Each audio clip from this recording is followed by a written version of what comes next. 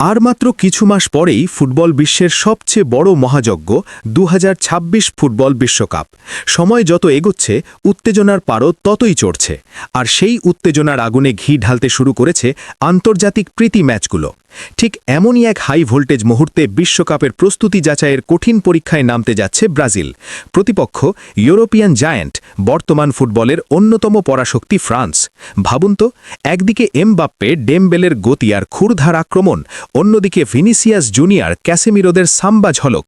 নামগুলো শুনলেই বোঝা যায় এই ম্যাচটা কোনো সাধারণ প্রস্তুতি ম্যাচ নয়, বরং বিশ্বকাপের আগেই এক প্রকার ফাইনালের মহড়া। শেষ দুই বিশ্বকাপে ফ্রান্স একবার চ্যাম্পিয়ন, একবার রানার্স আপ। এই পরিসংখ্যানই বলে দেয় লে ব্লুর বিপক্ষে লড়াইটা কতটা ভয়ঙ্কর হতে যাচ্ছে সেলেসাওদের জন্য। দুই দলেই আছে তারকার মেলা, তবে বাস্তবতা হলো এই ম্যাচে ব্রাজিলের সামনে সবচেয়ে বড় চ্যালেঞ্জ একটাই, আর সেটার নাম কিলিয়ান এমবাপ্পে। ফ্রান্সের আক্রমণ ভাগের প্রাণ, সবচেয়ে বিধ্বংসী অস্ত্র এমবাপ্পে। তার গতি, ড্রিবলিং, স্পেস এক্সপ্লয়েট করার ক্ষমতা আর ঠান্ডা মাথার ফিনিশিং যে কোনো ডিফেন্স লাইনের জন্য দুঃস্বপ্ন। ডিফেন্সের এক সেকেন্ডের ভুল, এক মুহূর্তের দেরি, আর তাতেই ম্যাচের ভাগ্য ঘুরে যেতে পারে। তাই ব্রাজিলের ডিফেন্স যদি একবার ছন্দ হারায়, তাহলে এমবাপ্পে একাই ম্যাচ শেষ করে দেওয়ার ক্ষমতা রাখেন। এই কারণেই তাকে আটকাতে হবে ডাবল মার্কিংয়ে, প্রয়োজনে মিডফিল্ডারদেরও নিচে নেমে সাহায্য করতে হবে।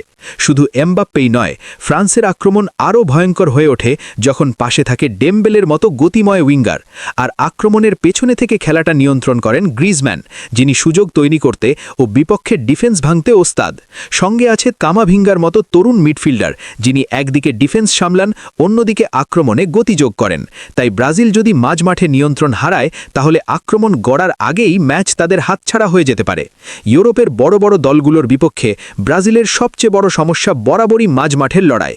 অতীতে বহু ম্যাচে দেখা গেছে বল পায়ে রাখতে না পারলে ব্রাজিলের আক্রমণ কার্যত ভোতা হয়ে যায়। সেই কারণেই ক্যাসেমিরোর নেতৃত্বে মিডফিল্ডকে হতে হবে আরও সংগঠিত, আরও পরিণত। শুধু ডিফেন্সিভ কাজ নয়, দ্রুত পাসিং ও ভালো কম্বিনেশনের মাধ্যমে ফ্রান্সের প্রেস ভাঙতে হবে, কারণ ফ্রান্স কাউন্টার অ্যাটাকে মারাত্মক ভয়ঙ্কর। একবার বল হারালেই মুহূর্তের মধ্যে এমবাপ্পে বা ডেমবেলে দৌড়ে চলে আসবে ব্রাজিলের বক্সের সামনে।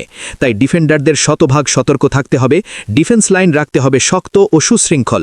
অফসাইড ট্র্যাপ ঠিকঠাক কাজ না করলে বিপদ অনিবার্য। আরেকটি বড় প্রশ্ন, নেইমার থাকবেন কি থাকবেন না?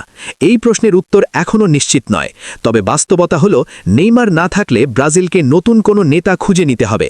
আক্রমণে দায়িত্ব নিতে হবে ভিনিসিয়াস জুনিয়রদের মতো খেলোয়াড়দের। নেইমারের অনুপস্থিতিতে সুযোগ তৈরি, চাপ সামলানো আর শেষ মুহূর্তে সঠিক নিশ্চিত নেওয়া সবকিছুই হয়ে উঠবে বড় চ্যালেঞ্জ।